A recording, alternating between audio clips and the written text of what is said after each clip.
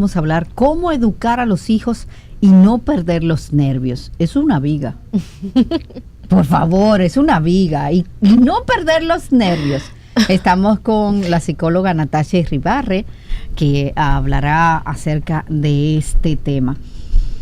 Yo creo que cuando nosotros los padres seamos, ¿dónde me fui? Cuando nosotros los padres dejemos de gritar tanto por cualquier cosa, nuestros hijos se entenderán mejor. Uh-huh. Y cuando usted le llame la atención, pondrán más atención. Usted le llame la atención, ellos van a decir, no, espérate. Te van a estar más atentos. Sí, a mí no me hablan duro y mira, me hablaron duro. Uh-huh. Pero si usted de las madres que viven, mira muchacha,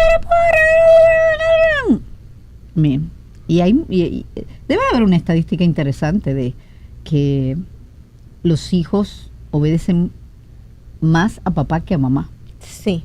Porque papá no habla mucho. Papá dice una sola vez y punto. Mientras que nosotros las madres hablamos el tililá, tililá, tililá, y claro, no obedecen. Y vamos anunciando. Ah, sí. Mira, si te lo digo otra vez. Si se rompe eso, ya vas a ver. Tú vas a ver. Entonces se rompió. Ven, vamos a recogerlo. Pero no hubo ninguna consecuencia. Entonces, ¿para qué me dices ya vas a ver?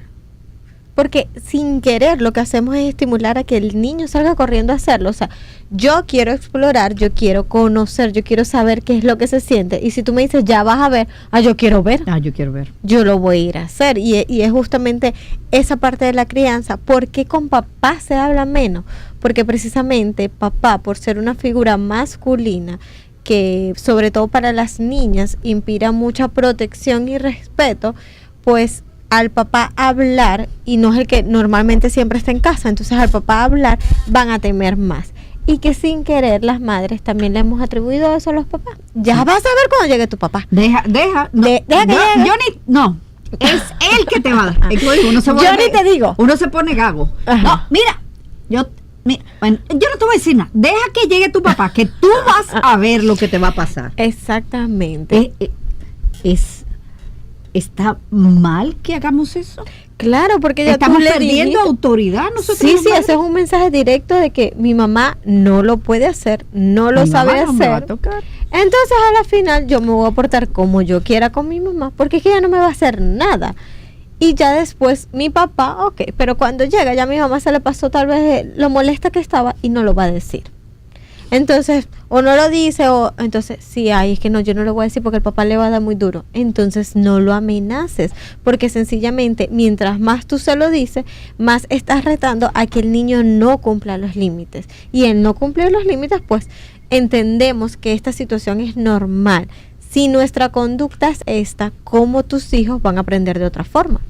Entonces llegan a los colegios y también van a retar a la profesora, sí, porque entienden que la figura de autoridad va a ser la directora, la coordinadora, pero con quien yo estoy diariamente o tengo ese compartir, pues no es necesario ese respeto, sino cuando me dicen, yo voy a llamar a tal persona para que sea quien te llame la atención. Entonces allí es donde, pues sin querer, nosotros enviamos mensajes muy directos a los niños, pero que ellos sí lo entienden. Los niños saben quién es autoridad, quién me hace respetar el límite, con quién sí puedo y con quién no. Llegan a consulta de que es que con el papá es otro niño, no es que es otro niño, es que con el papá sabe que los límites se respetan. O sencillamente esta figura pues ha sabido marcar los límites. Entonces si yo sé hasta dónde está permitido, yo no voy a atentar, pero si yo no sé, sencillamente yo voy a estar siempre queriendo un poco más.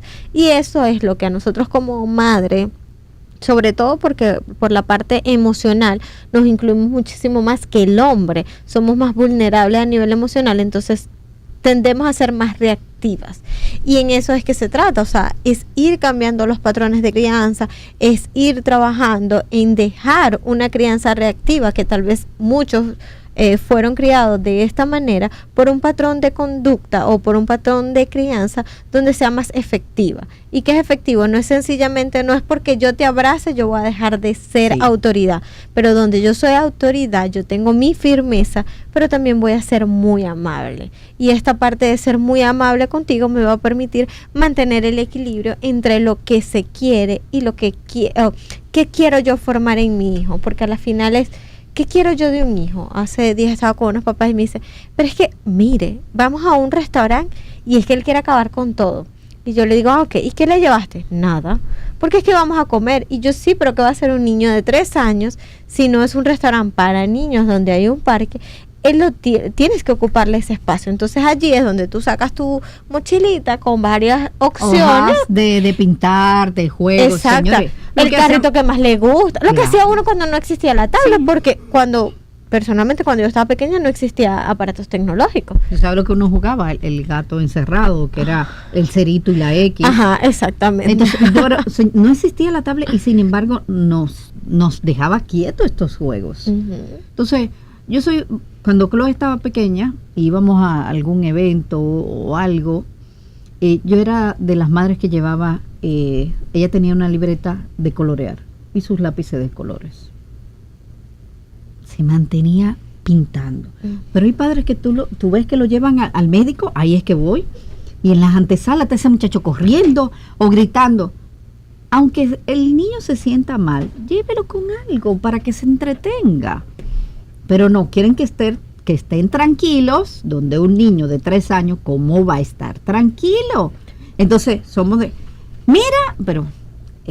No, empiezas de bajito, no, empiezas de bajito. Mira, niño, ven, mijo, ven. Ven con mamá. Ven, tú ves que los...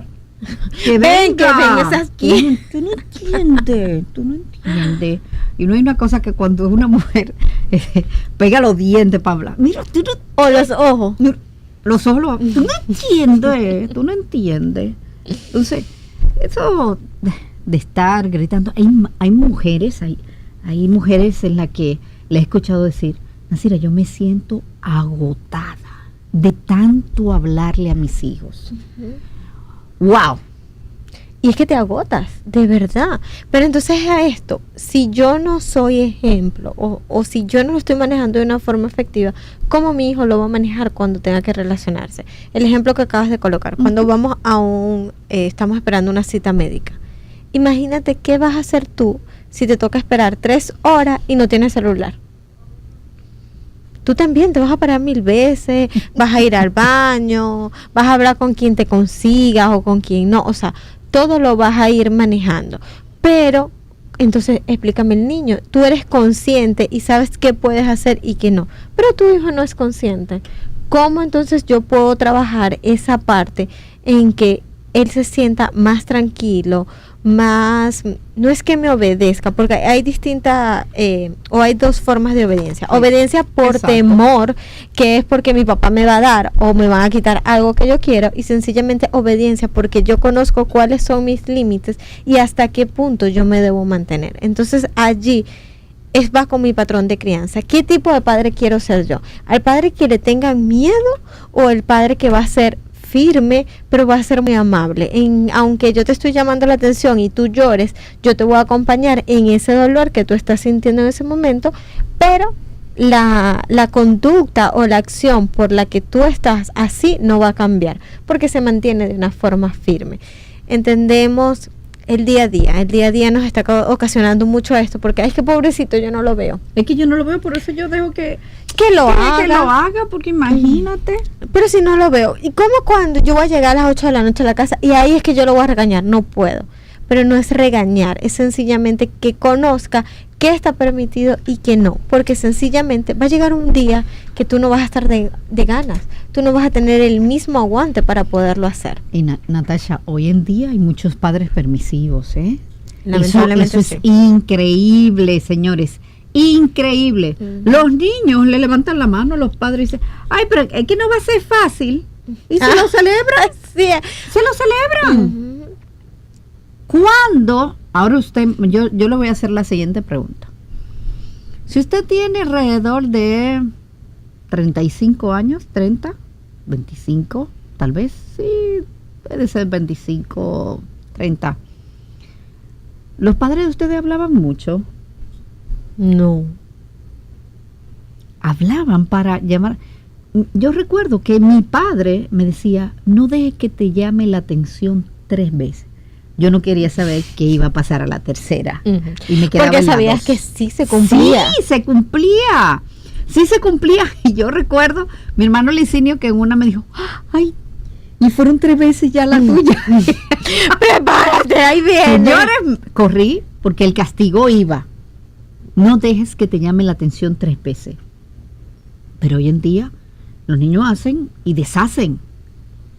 Porque usted, cosas tan buenas como fue la educación de nosotros, en cuanto a los valores, era que los padres no hablaban mucho, sin embargo tú obedecías.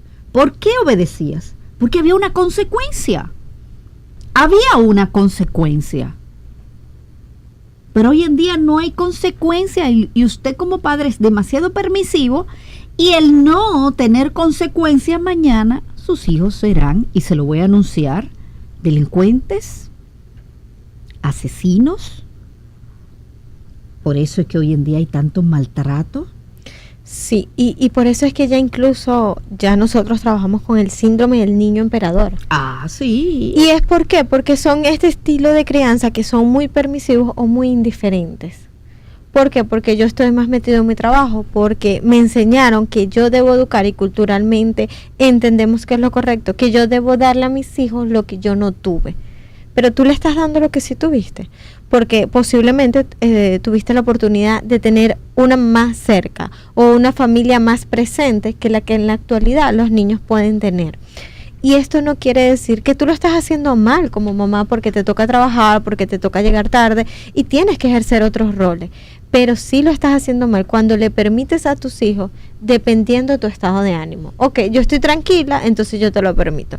Pero yo hoy tuve un día que mi jefe me regañó, tuve un accidente en el vehículo, o sea, pasaron ciertas situaciones y yo llego a casa dando boche a todo el que se me va atravesando. Entonces, ¿cómo mi hijo va a entender que eso es respeto? ¿Cómo mi hijo va a entender que lo que yo hice hoy es porque de verdad estaba mal?